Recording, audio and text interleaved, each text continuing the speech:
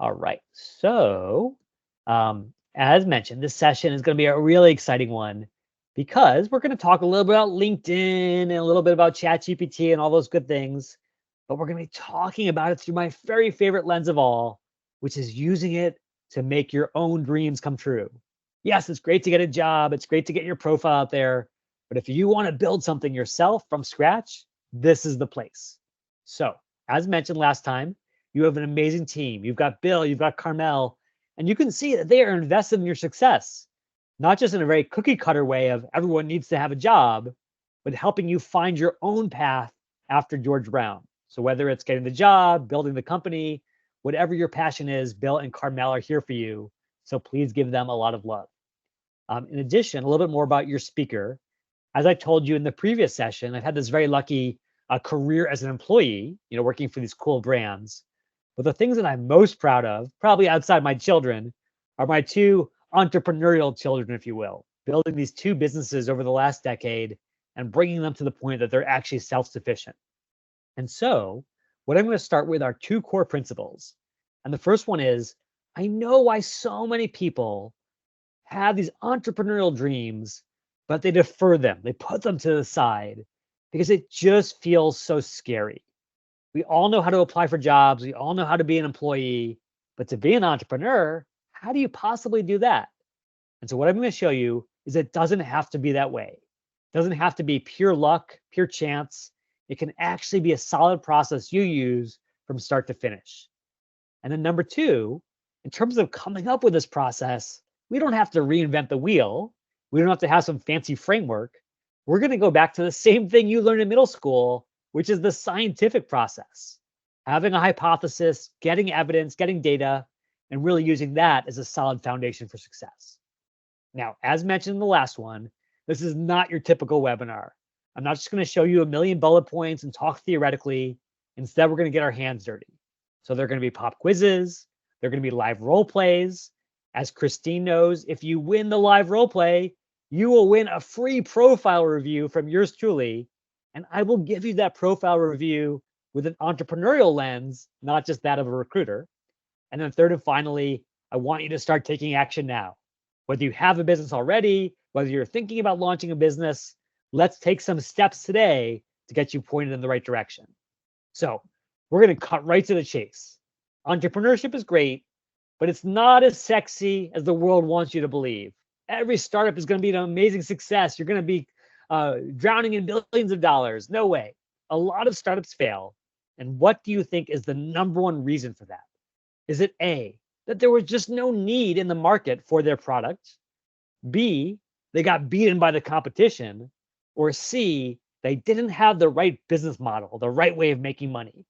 So Christine and Anto and everyone come to the chat. Give me an A, a B, or a C. Why do you think startups are biting the dust? Okay, I see that Wasim says C, Christine says C, Bill says C, Alvin says C. So many ideas here on flawed business model. But I'm going to surprise you a little bit here. I'm going to sort of come right out of the gates with a little bit of a spicy insight, which is based on the data from the number one organization that tracks startup success and failure. It starts with no market need.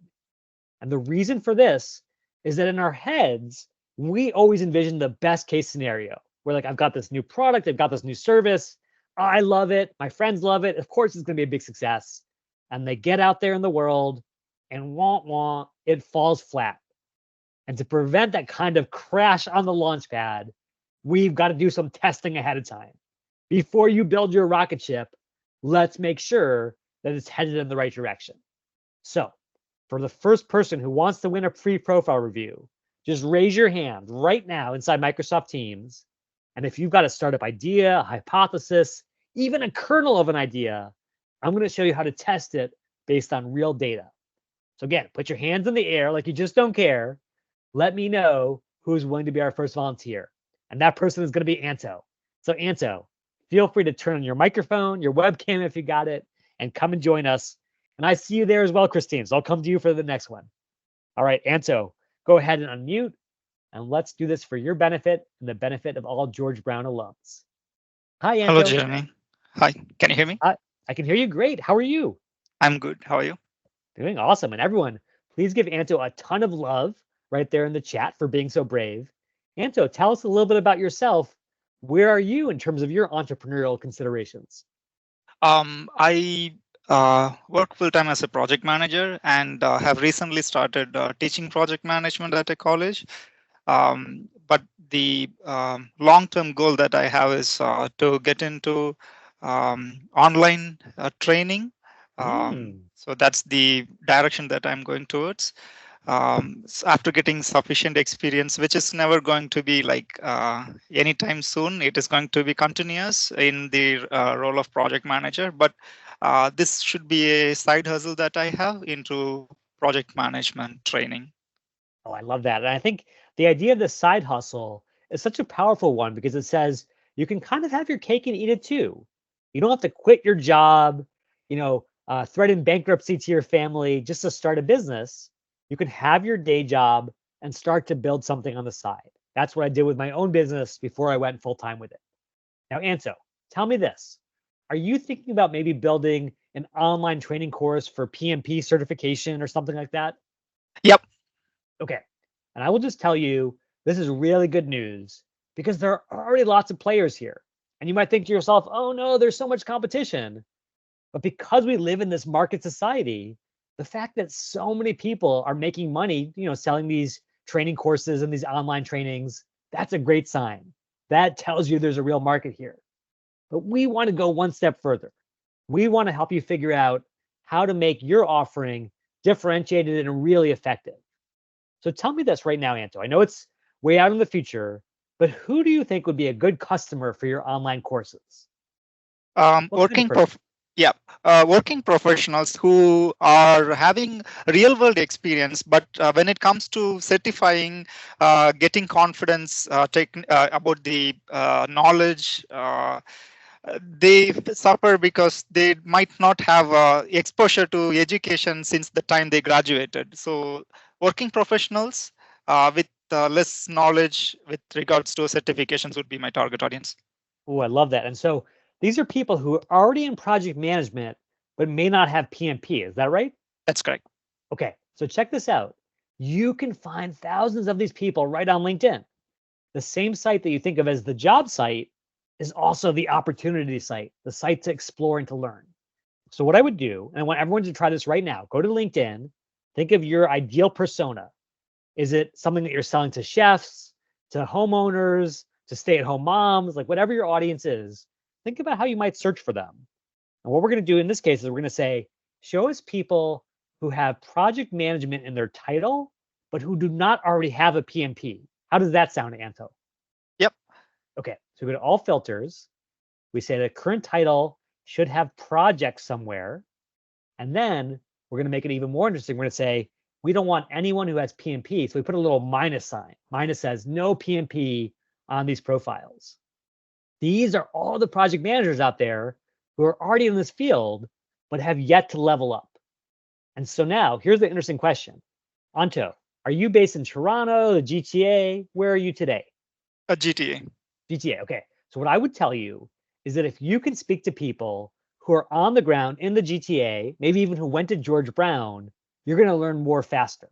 Obviously, you could reach out to Krishna and Talia and all those people in the Bay Area where I am, but I just think that there's something special about being in person with someone to really read their body language. How does that True. sound to you, Anto? Yeah, I agree. Okay, so watch this. We go to locations. We say Toronto. I'm going to go for Greater Toronto area. Show results. So we're getting closer and closer. Now we're down to 34,000. And then we want someone who has something in common with us. So we go to school. We go to George Brown College. We click Show Results. And voila, we have the perfect 1,700 people who are our future customers. Now tell me this, Anto. If you're going to reach out to someone like Julia over here, what are you going to say in this message? What can you say to get her excited to chat with you? Um, I don't know. I Yeah. don't know. So think about if you were in Julia's shoes, and this is the superpower of LinkedIn. Always empathize with your customer, empathize with your audience. Julia doesn't know you yet, but you have this powerful thing in common. What do you want to say in that first sentence to show that you're not a stranger? We studied at George Brown. Yeah. I'm a fellow project manager from GBC. And right there, in just 6 or 7 words, you have just completely said, Julia, I'm not a rando. I'm not reaching out of the blue. I'm a member of the same tribe. So you always want to start with that. And you say, I'd love to learn about your experience. Now, what's going to make it worth Julia's while? Obviously, she is curious. She knows that you have a lot in common. What can you offer her to maybe get a chance to chat with her for 30 minutes? What do you think, Um, Anto? like in terms of gifts or like what I Yeah, can. yeah. So basically, like, I bet Julie would probably do it out of the goodness of her heart, but you don't want to have to sort of like twist her arm on it. You want to make it so easy for her to say yes. So you might say, um, I'm starting a new PMP certification course and I want to get your take. Um, if you can chat for 30 minutes, I'll give you free access, right? Yeah, Or I'll yeah, buy you a cup of coffee or whatever it is. Just something to yes, sweeten the deal yeah. so it's worth her while. And now you have a chance to actually sit with this person who could be your very first customer, the first person Hmm. that you ever sell something to. So, one last question, Otto, and you've been amazing, by the way. What do you want to talk about with Julie in this conversation to start to understand how your product and your service can be really effective? Um, what can uh I can provide a lot of real world examples with the curriculum that can relate to the work that they do. And this could differentiate from other trainings that they have out there, which is so generic, um, like a customized training uh, curriculum. Yeah, absolutely. So you can tell her about the customization. Maybe you even can show her some stuff. So if you have some like wireframes on your screen or just little sketches of what it looks like or feels like, get her to react to it. And then here's the ultimate question. You could even say, Julia, like, I know I'm going to give this to you for free, but if you saw this on a website, how much would you pay for this? Because that's the ultimate question, right, Anto? Yep. You don't want someone to say, oh, yeah, I love it. I love it. I love it. Oh, but I wouldn't pay anything for it. They're not going to Hmm. be able to build a great business if they're not going to put money down. And so if you need a little nudge, I want you to come over to ChatGPT. Now, we've talked in the past about why ChatGPT is really great for job seeking. It's even more powerful for entrepreneurs because the hardest thing about being an entrepreneur is there's only one of you, right, Anto? Yeah. But with ChatGPT, you've got your own research assistant, your own salesperson. Watch this. I'm starting a new PMP certification course. What questions should I ask test users to decide if there's product market fit? Product market fit is basically the fancy way of saying, is there a market for this thing? Do people want this thing? And then it's going to give you a series of questions that you can use to pick and choose what's going to make sense so that you have this really beautiful list of questions. And guess what? Anto, are you just doing this one time with Julia? No, it will be like repetitive. Right. Julia, Danielle, Felicia, Anthony, Leandro, go down that list, Yeah. get at least a dozen people to talk with. And if you hear from 10 or 11 of those dozen people that they want this thing and they want it now and they're willing to pay for it, that tells you that there's something real here and it's worth pursuing. And by the way, don't get discouraged. If everyone's like, you know what, this is nice, but I'm not really that excited about it, it says, hey, it's time for plan B. What can I come back with to respond to their concerns and deliver something even more useful next time? How does that sound, Anto? That makes sense. Okay, Anto, I know we went through a lot really fast here, and I've got a ton to cover, so I apologize for that. Any questions about how you could actually run these experiments out in the world to get a sense of your audience? No, I have got an idea. I think I should try this. Okay, awesome. Well, here's one thing I want you to do is I want you to send me a message on LinkedIn right now. I just put my link in the chat. And after this session, when you're ready, I will hook you up with the free profile review to make sure that your profile is absolutely on point for all these things that matter. Okay, Anto? Yeah. Thank you. Okay, Anto, you are awesome. Everyone, please shower Anto with love. And just like last time, If you've got questions about any of these things, let me know. Don't just say, oh, that's really nice. Say, hey, I'm not sure how to find the right person, or I'm not sure how to test my hypothesis the right way.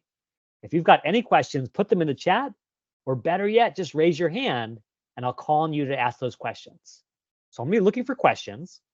While you put those questions up, I want to give you one little bonus hack, which is, how do you take this research to scale? One thing that I thought Anto might say is, Jeremy, I have a full-time job.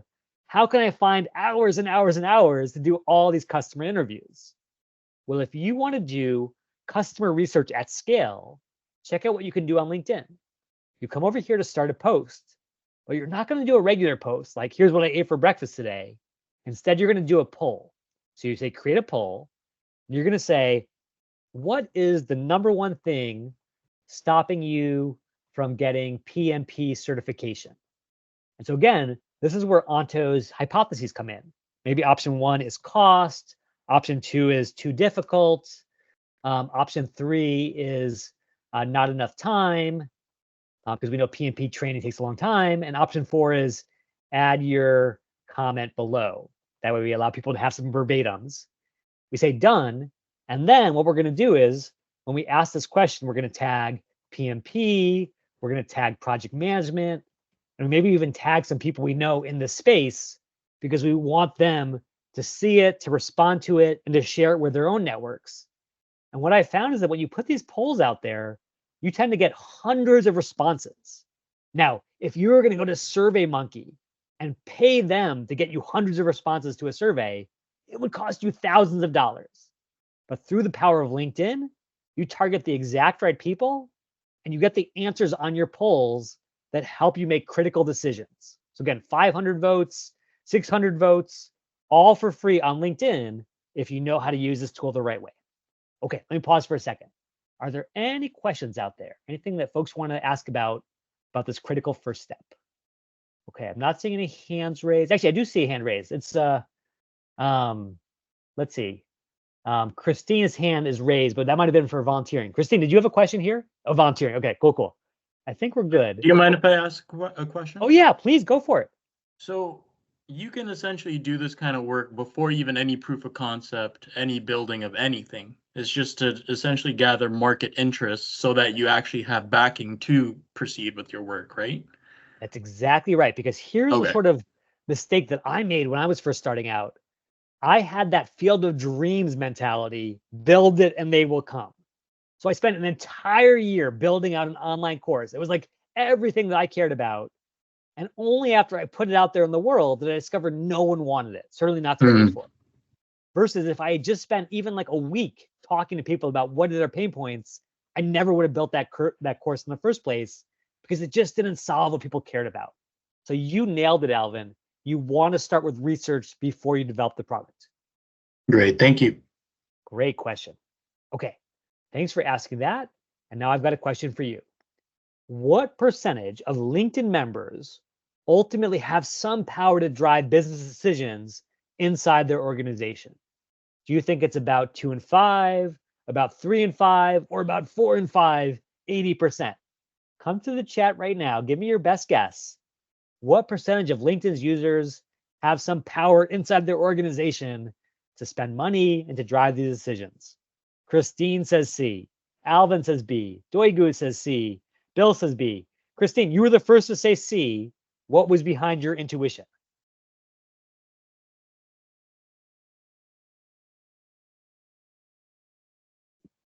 Sorry about that. Oh, no worries. Instinct. Instinct. Yeah. What, did you have any sense of who these people are on LinkedIn? Yeah. I don't know.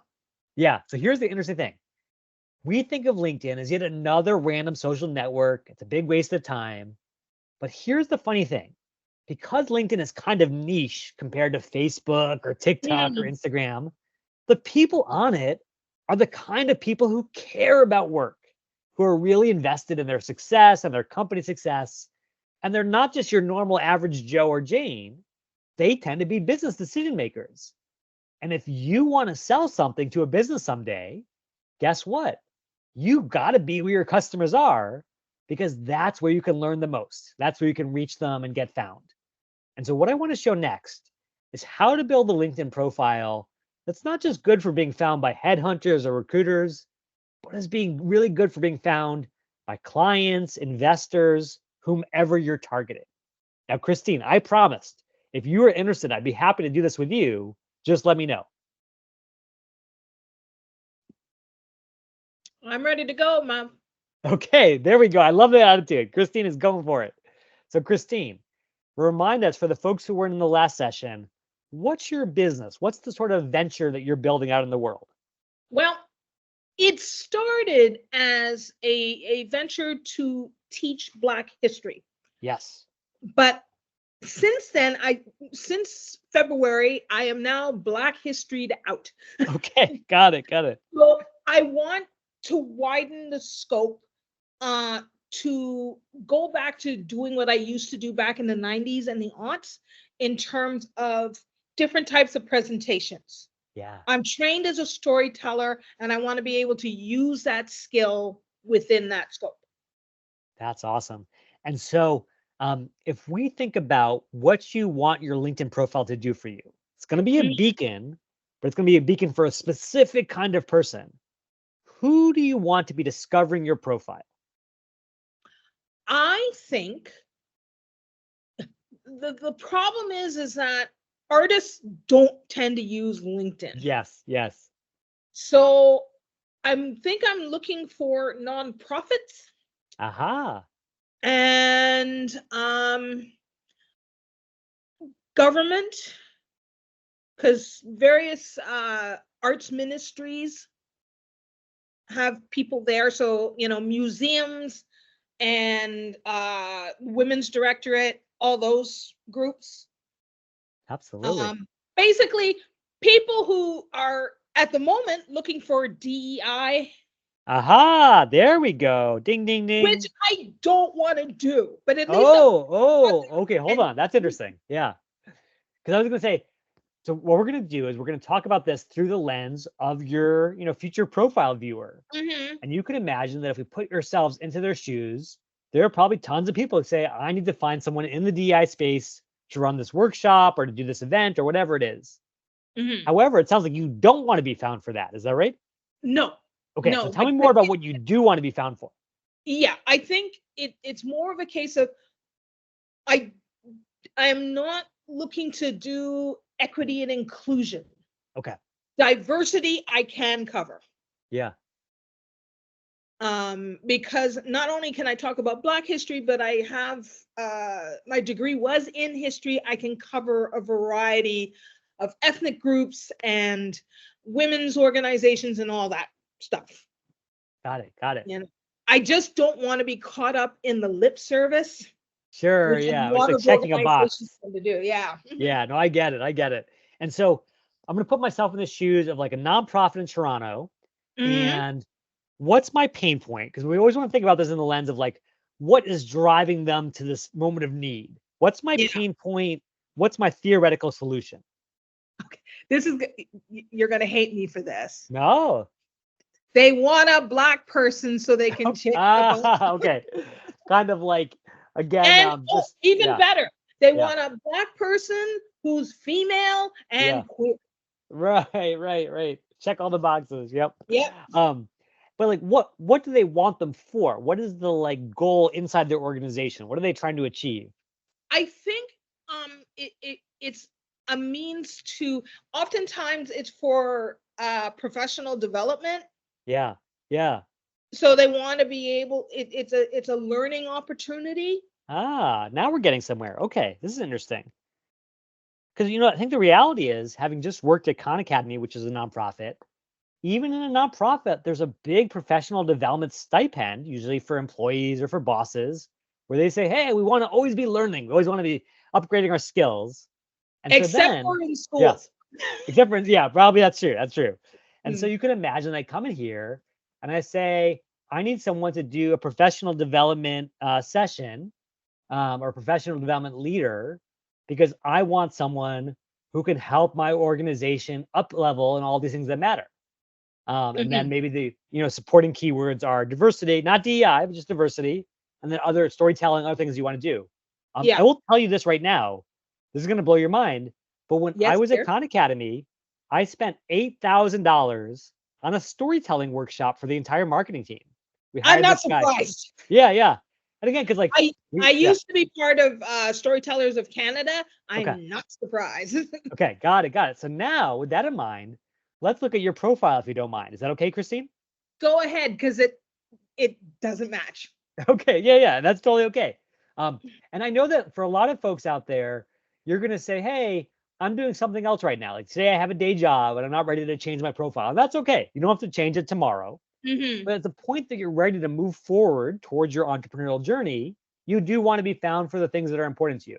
Okay, Yeah. so we talked in the last session about your headline really being your most important section because it gets more weight in the algorithm. Mm-hmm. So if you are ready to make this plunge into the world of being a professional development leader, a storytelling workshop leader, how would you want to frame that in this critical section? Well, first we got to take all that's there out. Yes, exactly. There we go. We got a blank slate. I'm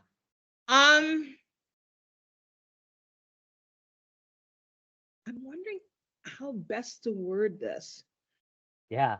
And so if anyone has ideas out there, obviously I want you to shower Christine with tons of love, but also good ideas. Give her ideas about how to frame the headline, how to really stand out. Hey, Now, Diana, yeah. you got any ideas? Diana, I know. Yeah. Oh yeah, that's awesome. Diana, if you've got any ideas for Christine, let us know. Okay, well, one thing I was going to say, while Diana gets her microphone on or chats in, is I love the idea of speaking directly to your buyer. Instead of just saying, storyteller, you say, looking for world-class storytelling training. And now it's like ding, ding, ding. I typed in storytelling training, and some people said storytelling and training, but Christina's talking to me, speaking to my exact pain point. And then how can you walk that talk, Christine? Like, what's one or two things that give evidence of the fact that you're a world-class storyteller trainer? It could be brands that you've worked with, the number of years of experience. Like, what speaks to that? Let's see. I've done work for CBC. Okay. And Huffington Post. Wow, very cool. I was on the board for Storytellers of Canada.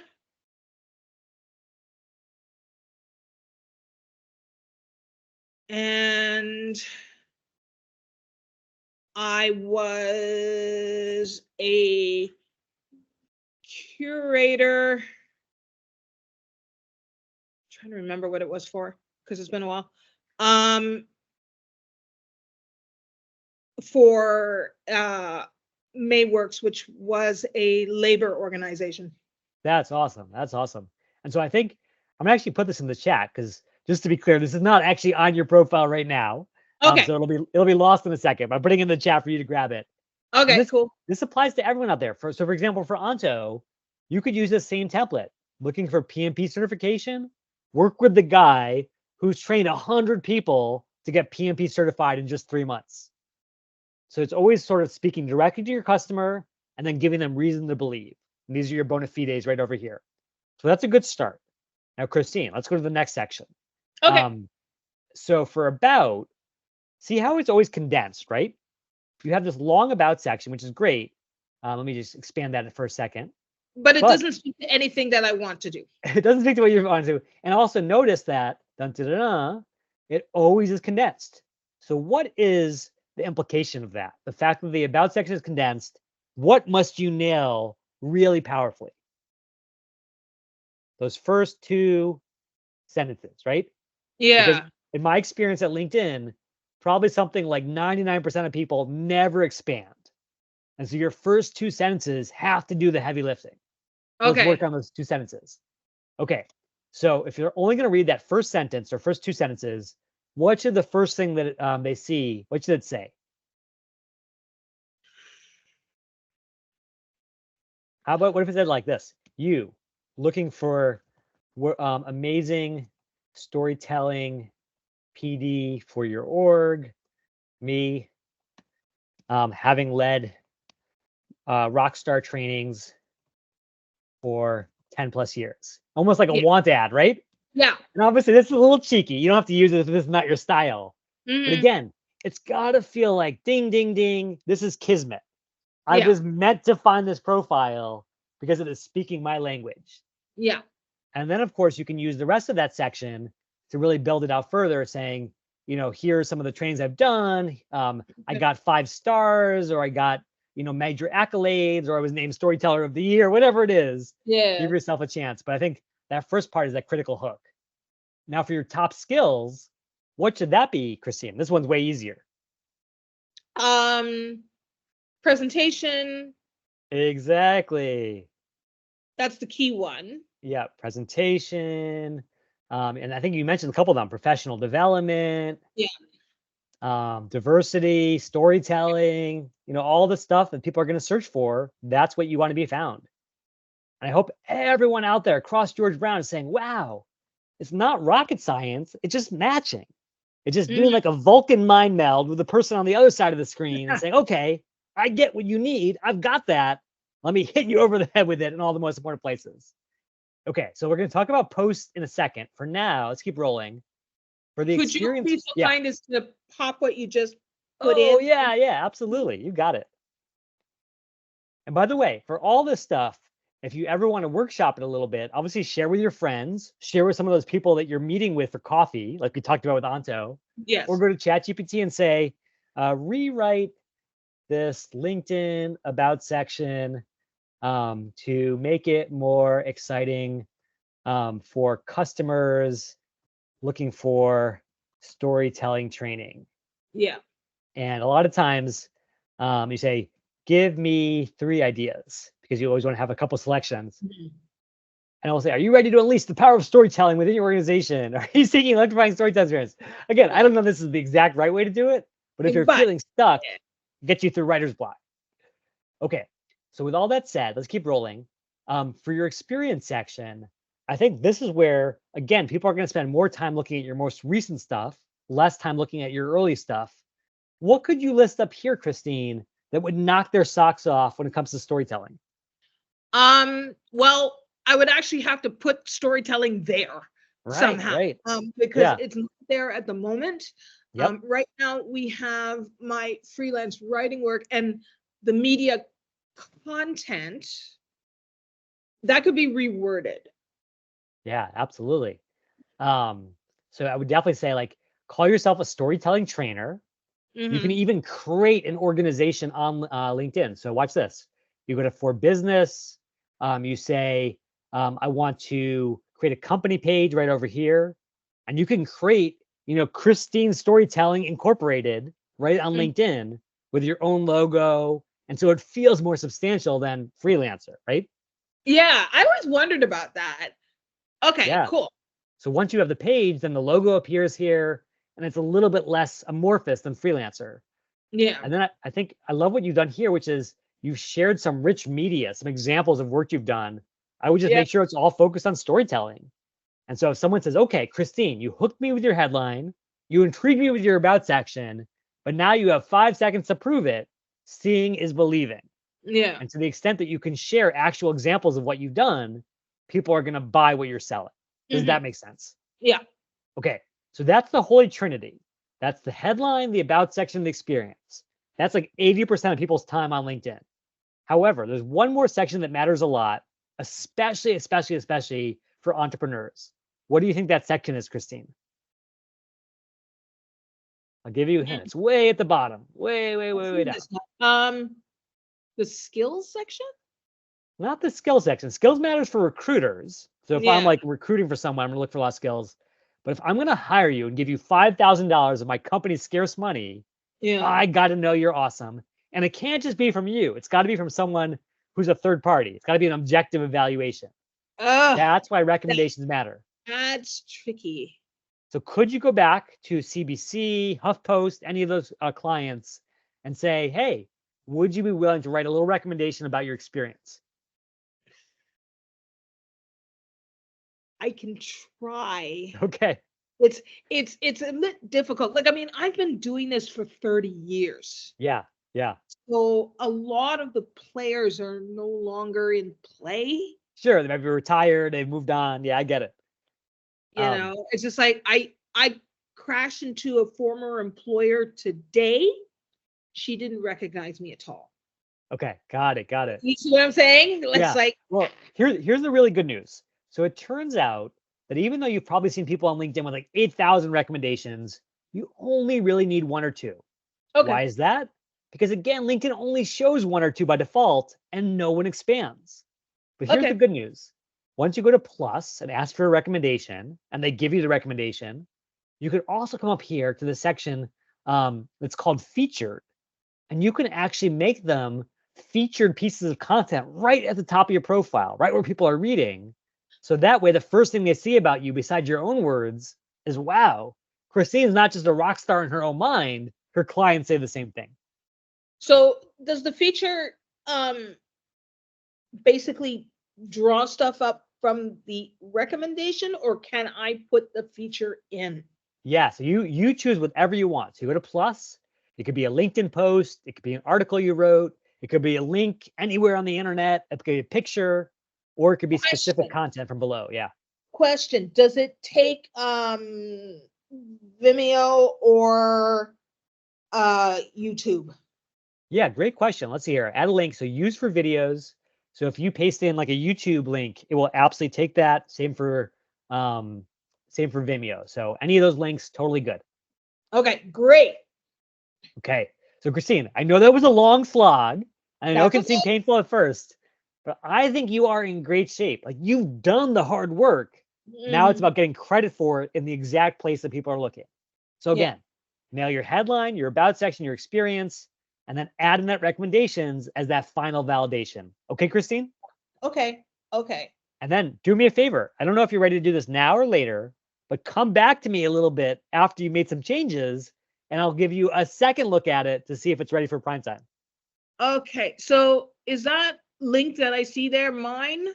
Oh, sorry, that's my link, my personal LinkedIn. And so my Yeah. point is just send me a message, like connect with me on Okay. LinkedIn or send me a note and say, hey, Jeremy, I'm ready for you to look at it again. Okay. So I think what I was actually asking for is you were popping stuff on the chat. Oh, yeah, for sure. Let me actually I'm going to put it in a message to you right now. So you have all that good stuff. Here you go. Thank you. You got it. Christine, I cannot thank you again. You have brought so much generosity, so much goodwill to this conversation, and you made it so much more valuable for everyone. Big props to you. No problem. It's not showing up, love. Oh, it didn't come through in the message? No. Okay, it might take a second or two. Let me know. Obviously, we're connected already, so feel free to send me a message if it doesn't show up on your side in a second. All right. Cool. Okay, awesome job, Christine. All right, You everyone, please give Christine so much love, and then also get ready to ask your own questions. So if you're curious about, hey, how can I make changes to my cover photo or my headshot or whatever you're curious about, it's all fair game, but you got to ask. So put your questions in the chat or raise your hand. Now, as you think of your questions, I've got another bonus for you, which is in previous sessions, I've told you about this thing called Open to Work. And we saw that on Christine's profile, that green banner that says, hey, hire me for these roles. And that's great. But if you're not looking for a job, if you're looking for clients, check out what you can do. You come to the top of your profile, you say, I want to make sure that people know that I am offering services, not just my employment. So you say, showcase your services, you guys get started, and you're going to put in everything that you offer. In Christine's case, it might be storytelling, communication. In Anto's case, it might be education and training. Whatever you offer, you plug those services in, and then you walk the talk. You say, here's my experience, here's where I'm available, here's my pricing. And LinkedIn will actually merchandise your offering to customers across the network and basically have them send you bids, send you requests for proposal so that you can get more clients. So it's not just open to work, it's also open for entrepreneurship. Please, please, please check that out. Okay, I'm going to check real quick to see if there are any questions. I don't see any hands raised. I don't see any questions in the chat. Hopefully everyone is working on their idea right now. Actually, Arlene has a question. If we have different work experience from the work we want to acquire, do we eliminate that experience entirely from LinkedIn? For example, I'm a nurse starting my home care business, but I have experience in social media marketing, corporate sponsorships, board memberships. So Arlene, I am a huge believer in the power of focus. And I know this is so hard because you did so much great work as a social media marketer, as a corporate sponsorships driver. But if you want people to hire you for your home care nursing abilities, they may not care about that and they may see it as a red herring. So as you will see in my own experience, I have built my entire profile not around being a marketer or a kindergarten teacher, both things that I used to do, but instead about the business that I run today. And I find that when you lead with focus, even if it means getting rid of some of the other stuff, it tends to lead to more interest, more sort of leads from prospective customers because they understand why you're a match for their needs and they don't have a hard time trying to figure out what you can do for them. So yes, Arlene, I know it's going to be tough to distance yourself from that past work, but focus on what you're doing today. That is the most important. Great question, Arlene. I love that. Okay, I've got one last question for you all, and that is, what percentage of all social media visits to corporate websites come from LinkedIn? Is it 44%, 64%, or 84%? So of all the people who are visiting corporate websites ready to buy, what percentage comes from LinkedIn? Alvin says C. Alvin says C. Christine says B. Arlene says B. Arlene, you said B. What was behind your idea, Arlene? Feel free to unmute for a second. Why did you choose B?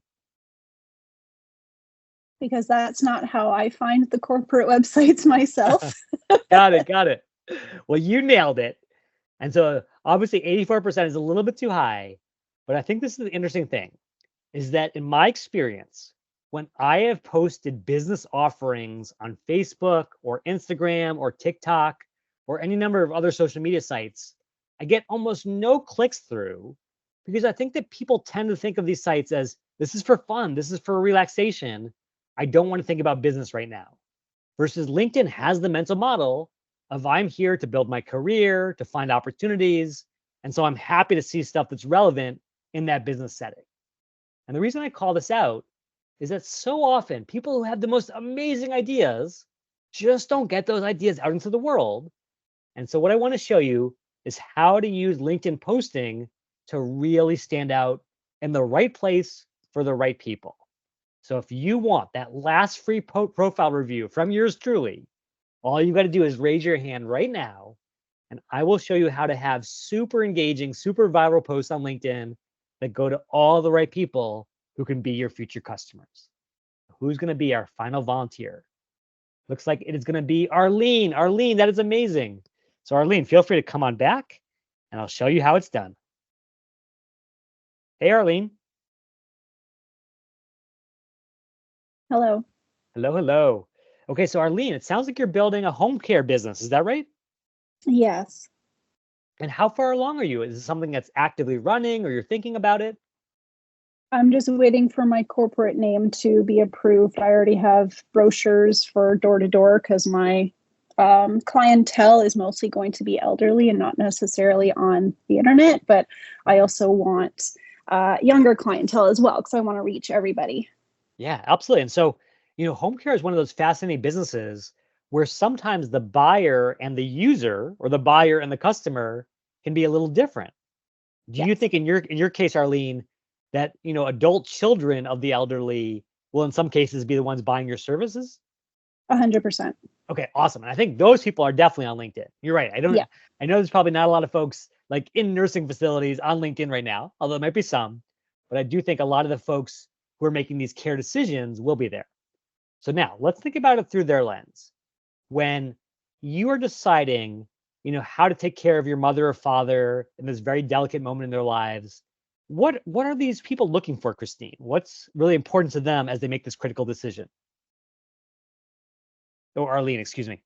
Oh, they want someone who's trustworthy and reliable and is specifically in nursing, I would think is knowledgeable in infection prevention and control, especially post-COVID.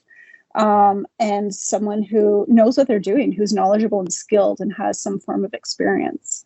Yeah, and I can tell that you've talked to your prospective customers because it feels like that T word, trust, is so critical.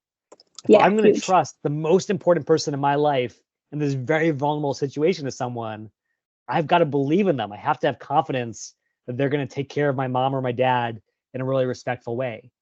And so let's think about this through the lens of a LinkedIn post.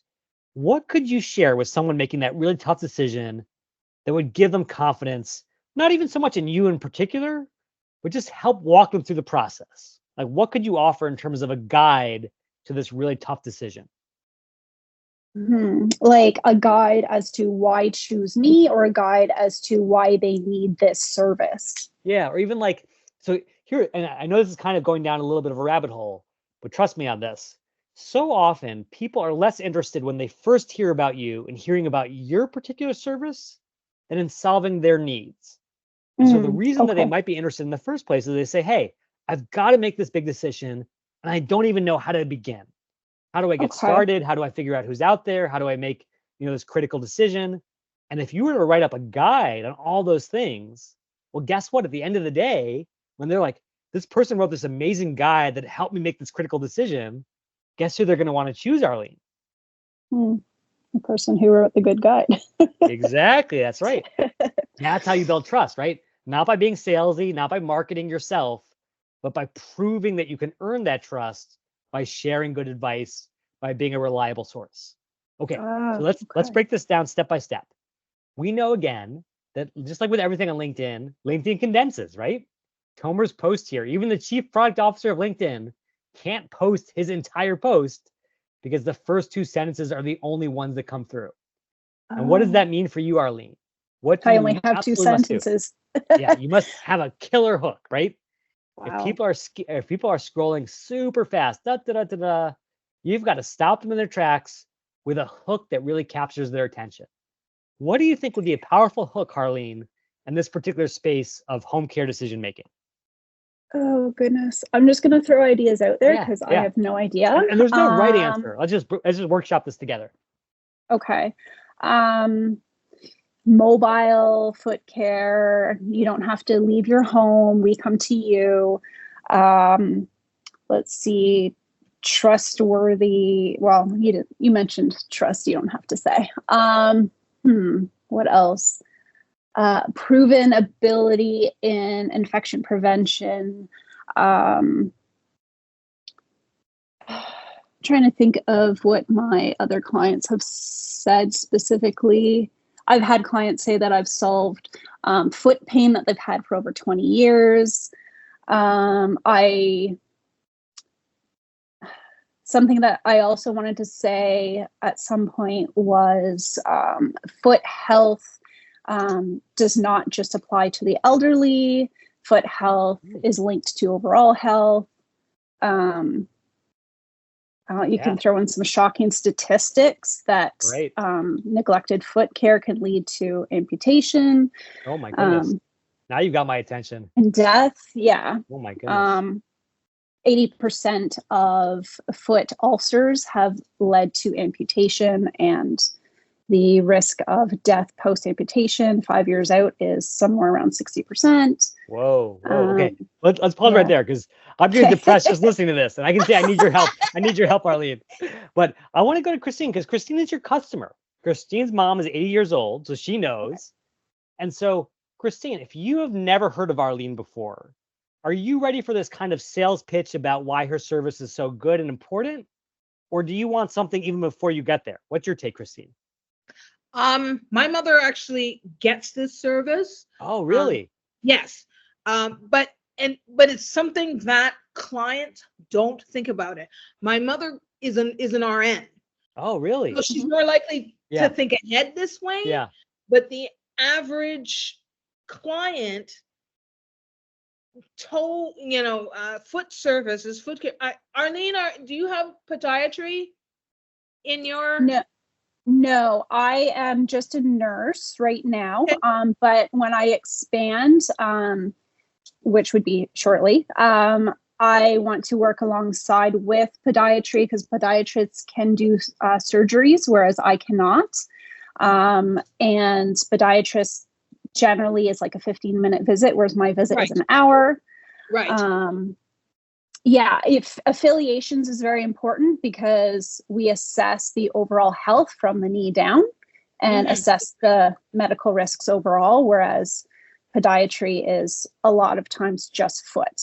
Right. Could I add one thing and then I'll let Jeremy take over? Yeah. I posted it in the chat. Have you ever heard of Tobro? I love Tobro. The man's a god. I love to. I want to meet. He's like a celebrity for me. I bet he's on LinkedIn. You should look this guy up. Just so you know, Jeremy, Tobro is a podiatrist in Etobicoke, not too far from where Arlene and I live. Okay. And he has videos that he puts up, and his work is stellar. Interesting. Amazing. Interesting. Here's someone who's worked on his videos apparently, so maybe that's one way in. But in any case, let me come back here. This is great. And by the way, this is why it is so important. Going back to the example with Anto at the beginning, talk to your customers. It's so easy for us to get stuck in our own heads as entrepreneurs and make that mistake that I made of building what I care about, not what my customer cares about. And so I want you talking to a million Christines, Arlene, until you've got it cold. But here's what I'm thinking. Rather than coming with the hard sell, which can feel like a little bit much, I want you to say, again, do you have a parent who's stuck at home with a debilitating foot injury? Do you need someone to help them right in their home?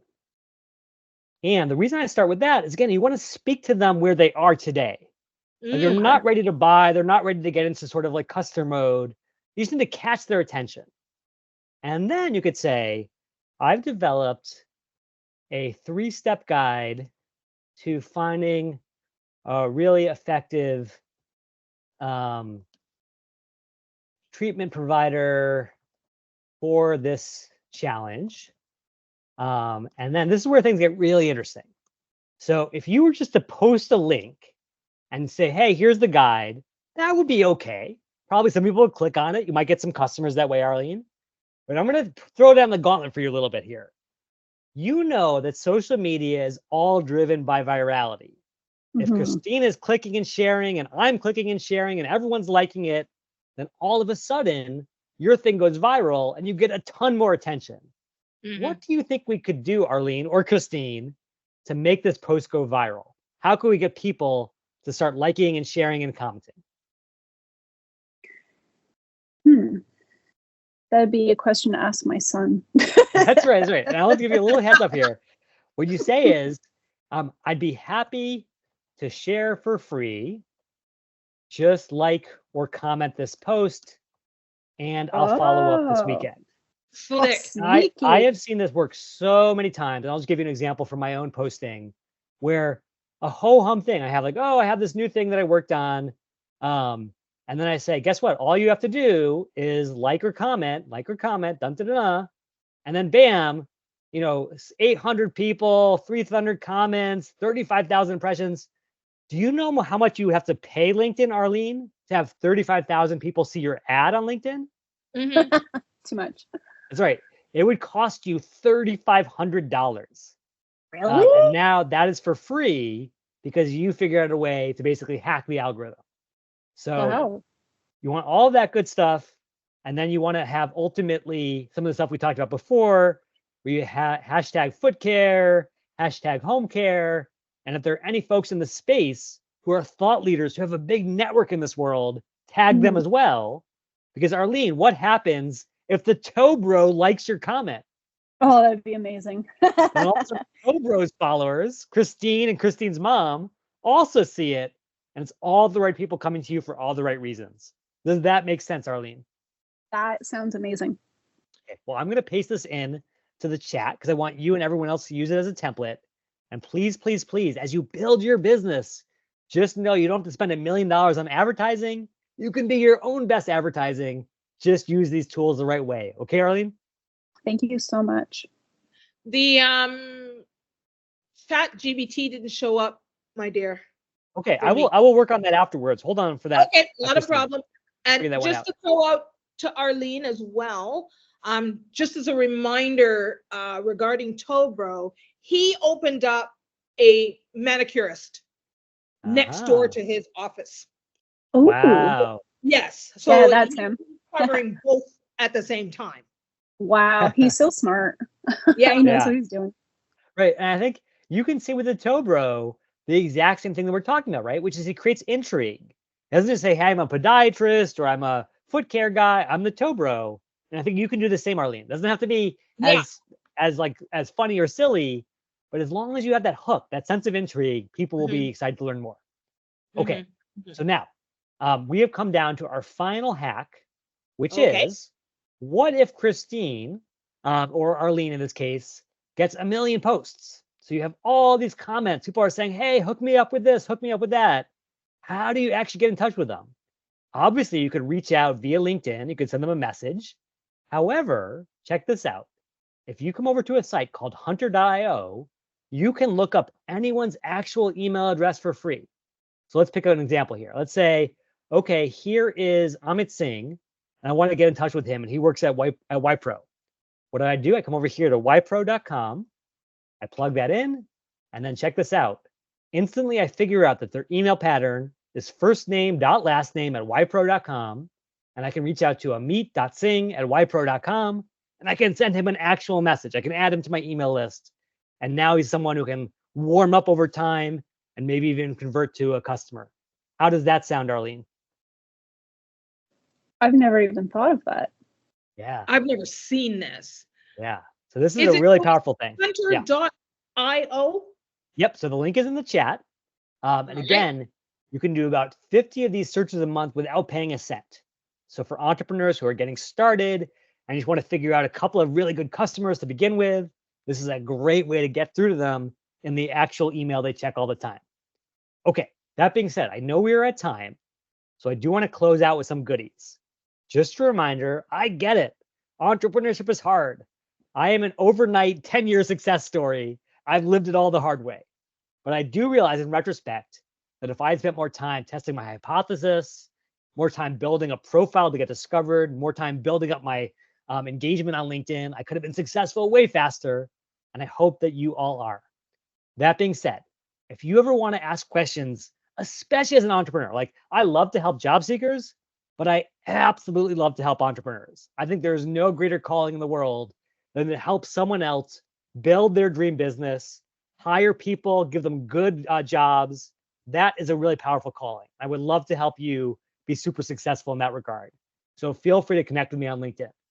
Number two is if you want a free LinkedIn profile review and you did not win one, guess what? You can still get a free one. And all I ask in return is you review me and I'll review you. So that's a nice cool little quid pro quo, if you will. And someone who asked, is this recorded? Absolutely, totally recorded.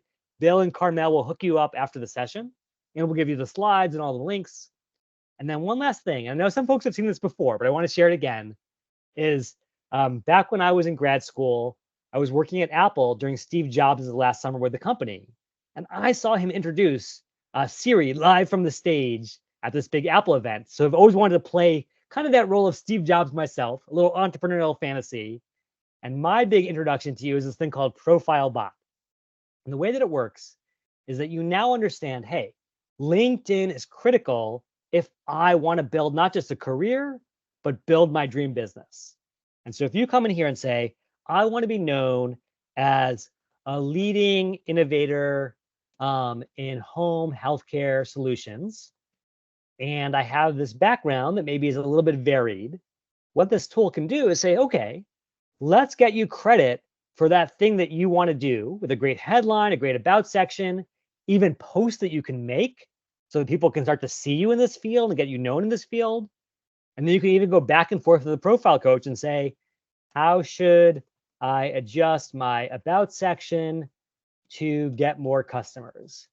And the tool will think about what it knows about you and give you stuff that's really customized to speak directly to who your customers are. So bottom line, grab this tool for free through the link in the chat, and you can do exactly what Steve did for me, which is rock people's worlds. Go out there, win customers, make your dent in the universe, and absolutely, absolutely build that dream into reality. So Bill, Carmel, I cannot thank you enough for this opportunity. I love that so many GBC alums are passionate about the space like I am, and I would love to do anything for you all as you go out there and build something really magical in your communities. Thank you so much, everyone, and here's wishing you a beautiful start to spring.